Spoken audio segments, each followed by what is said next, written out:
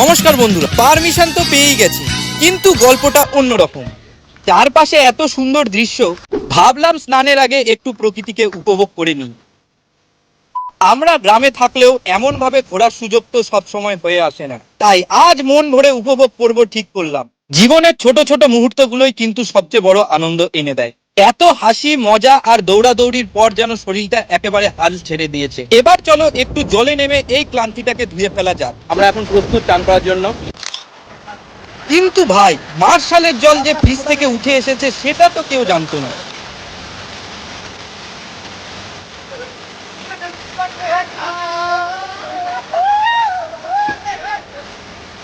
জলের সাথে খেলতে খেলতে আমরা যেন ছোটবেলায় ফিরে গেছিলাম।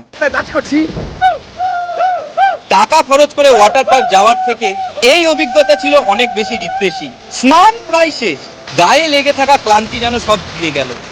এবার ফেরার পালা। কিন্তু ঠিক যাওয়ার সময় ঘটলো এমন কিছু যা একদম আশা করিনি।